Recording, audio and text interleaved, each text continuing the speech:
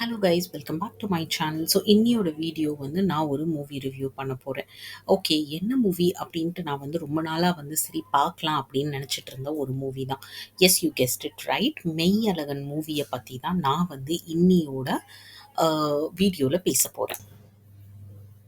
மெய்யழகன் மூவியோட director and 96 மூவியோட director is the same person.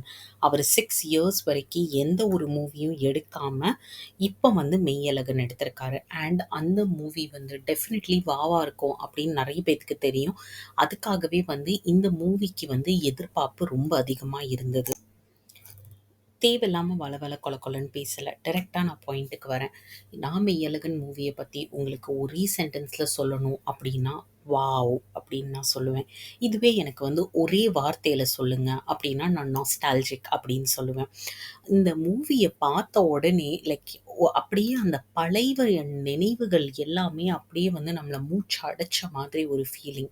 Specially நிறைய பேர் வந்து நம்ம ஒரு இடத்துல வளர்ந்துருப்போம், அதுக்கப்புறம் நம்ம லைஃப் வந்து செட் ஆகுறது வேற ஒரு இடத்துல இருக்கும்.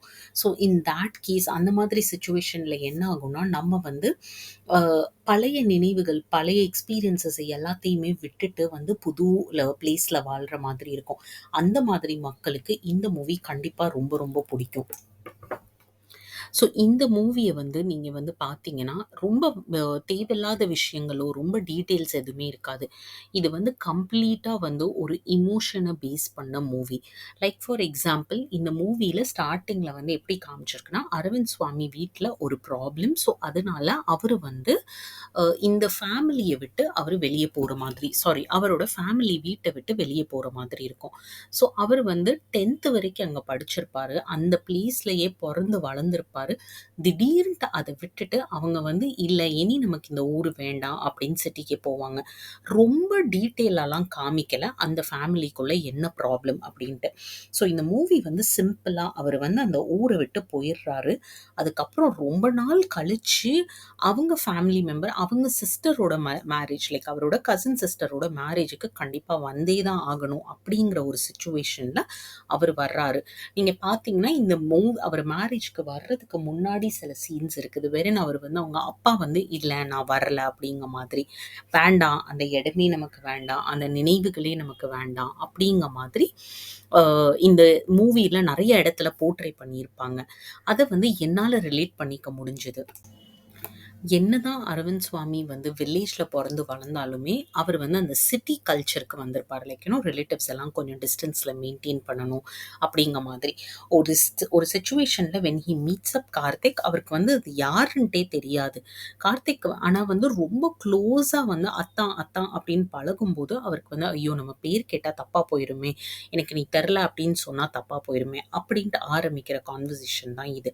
ஸோ அந்த பர்சன் வந்து அவங்க இங்க வந்திருக்கும் போது எவ்வளோ பாசமா கார்த்திக் வந்து அரவிந்த் சுவாமியை பார்த்துக்கிறாரு, என்ன மாதிரியான மெமரிஸ் அந்த ஊர்ல அவங்க நைட்டு ஃபுல்லா ஸ்டே பண்ணி அவங்க வந்து குளத்துக்குலாம் போவாங்க, அந்த இடத்துல வந்து அவங்க மெமரிஸ் எல்லாமே வந்து கான்வர்ஸ் பண்ணுவாங்க, எக்ஸ்பீரியன்ஸ் பண்ணுவாங்க.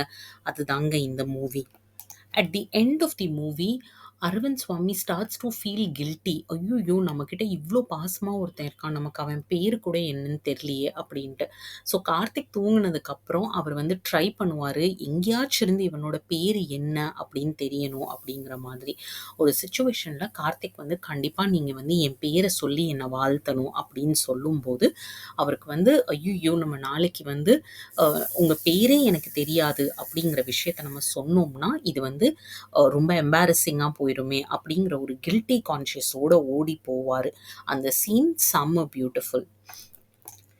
இந்த மூவிலே எனக்கு பிடிச்ச 2 சீன்ஸ். ஒண்ணு வந்து ரொம்ப கேஷுவலா அரவிந்த் சுவாமி கிட்ட ஒரு லேடி வந்து, "நான் உன்னையே கல்யாணம் பண்ணியிருக்கலாம்" அப்படிங்கிற மாதிரி பேசிட்டு போறது. அது ரொம்ப ஒரு கேஷுவலான கான்வர்சேஷன். லைக் 2 பேரும் ரொம்ப க்ளோஸ். அந்த மாதிரியான ஒரு வைப கிரியேட் பண்ணி, அந்த கான்வர்சேஷன் வந்து ரொம்ப பியூட்டிஃபுல்லா, ரொம்ப எலிகன்ட்டா பிளேஸ் பண்ணியிருந்தது. இத நீங்க கண்டிப்பா பார்த்திருப்பீங்க. ஏன்னா, இது வந்து ஸ்னீக் பீக்ல இந்த சீன காமிச்சிருந்தாங்க. அது போக அவங்க சிஸ்டர் மேரேஜுக்கு அவர் வந்து ஒரு கிஃப்ட் எடுத்துட்டு வருவாங்க.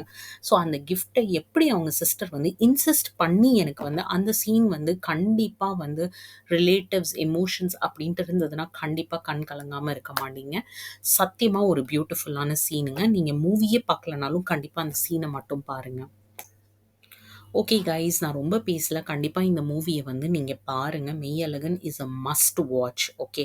ஸோ இந்த மூவியோட இது என்னன்னா, அந்த பெர்சனோட பேரு தெரிஞ்சுக்கணும் with a lot of nostalgic feeling.